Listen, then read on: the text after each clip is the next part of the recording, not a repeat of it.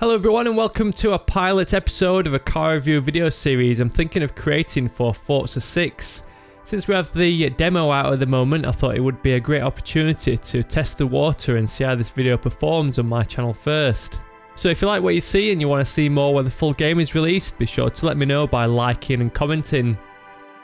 This new second generation model of the Ford GT marks the 50th anniversary since the original Ford GT40 won at Le Mans in the 1960s. Back then, Ford and Ferrari were battling it out every year on the track and in a personal rivalry between Henry Ford and Enzo Ferrari.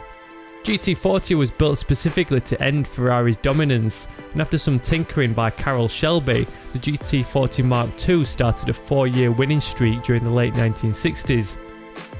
The new Ford GT is a direct descendant of the original GT40 race car.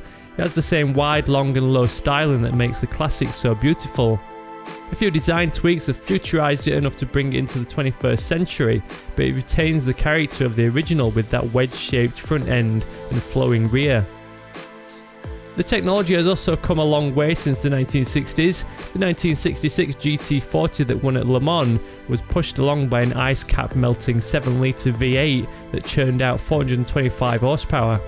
The term EcoBoost on the GT's 3.5-litre V6 becomes apparent when you consider that over 600 horsepower is squeezed out of an engine that's half the size and lacking a cylinder on each bank.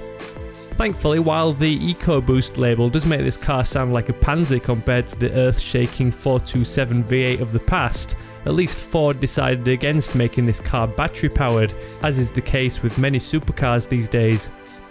In the GT40's prime, not even NASA's spaceships had the tech that's now available as standard on this consumer road car.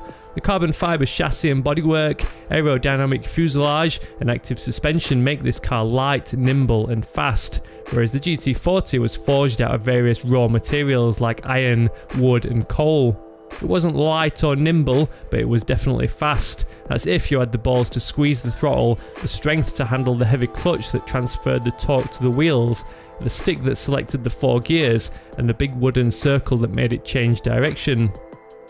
The lack of technology is what makes the GT40 such a hit with car enthusiasts. Just like Ford and Shelby's other creations, the Cobra and Mustang, it's loved for being a gnarly brute. In contrary though, the advancements in technology is also what is making car enthusiasts fall in love with the Ford GT. Science nerds will love how this car doesn't just push through the air while it's in motion, it channels it down various ducts and across intercoolers to improve its performance before releasing the used hot air out of the most awesome vents you'll ever see on a car in the centre of the tail lights. What's probably the most exciting fact about the GT is that it's due to enter the famous Le Mans race in 2016 to mark the 50th anniversary of its grandfather's win against Ferrari.